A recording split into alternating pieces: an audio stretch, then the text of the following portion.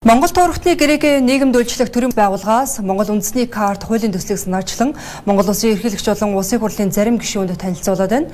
За энэхүү хуулийн төсөл нь дэлхийд даяар тархан суурилсан Монгол үндэснийг одоогийн иргэншлээс татгалзахгүйгээр Монгол улсад ажиллаж амьдрах суурь нөхцөлийг бүрдүүлэх зорилготой юм. Хуулийн төслийн хүрээнд дэлхийд даяар тархан суурьшсан монголчууд болон зөвлөлт холбоот улсын бүрэлдэхүүнд байсан бурайд халимаг туваагийн иргэдэд зориулан Монгол үндэсний карт бий болгоно. Энэхүү картыг монгол үндэстнүүд тодорхой болцол шаардлага ханган эзэмших хэрэгтэй юм. Монгол үндэсний картыг эзэмшигч нь одоогийн иргэншлээс татгалзахгүйгээр Монгол улсад зорчих, ажиллаж амьдрах нөхцөл боломж бүрдэх юм а. Уг картыг эзэмшигч нь Монгол улсад эрүүл мэнд, боловсролын үйлчилгээ авч ажил хөдөлмөр эрхлэх эрхтэй. Мөн Монгол улсын иргэдтэй адил нөхцлөөр Монгол улсад бизнесийн үйл ажиллагаа эхлүүлэх, эрхлэх, төрийн болон хувийн байгууллагаас зээл, санхүүгийн дэмжлэг авах эрхтэй байхаар хуулийн төсөл тусгасан байна. Даяаршил шилжилт хөдөлгөөний нөхцөл байдлаас шалтгаалan үндэсний онцлог маань улам бүр сорилтод орж байгаа энэ үед их хэл түүх соёлоо авч үлдэх нь онцгой чухал болж байна. Би сүүлийн 2 жил энэ асуудалд гарц шийдэл хайн ажиллаж байна.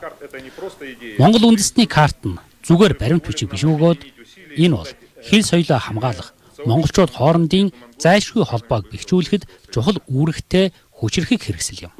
Монгол үндэстний карт гээд ийм хуулийн төсөл энэ жангар гээд халимаг хүн өөрөө санаачлаад тэгээд улсын хурлын гишүүдэд энэ ерөнхийлөгчд нэгэ танилцуулаад ер нь бол Монгол хуучин зөвлөлт холбоот улсын бүрэлдэхүүнд байсан халимаг бурай туваа одоо энэ алтаа энэ хүмүүсийн Монгол үндэстний карттай болёо.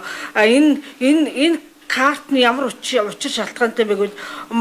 Монголд энэ хүмүүс ирж амьдрья, ажиллая гэдэг байгаа байхгүй. Орос гүрэнд 350 мянга монголчууд, бурайд монголчууд 200-аар аяр монголчууд 200-аар туваа дээр монголчууд байх.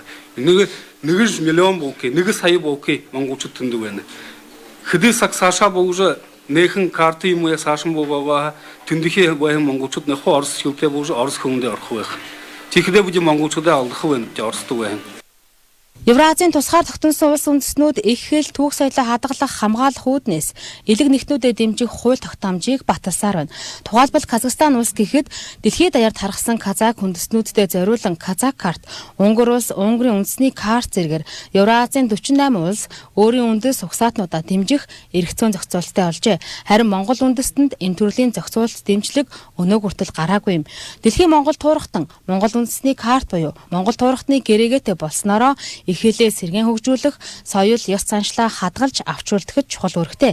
Мөн гарал угсаа нэг монголчууд түүх соёлын харилцаагаа бэхжүүлэх, нийгмийн эдийн засгийн интеграцчлыг хангахад чухал ач холбогдолтой юм а.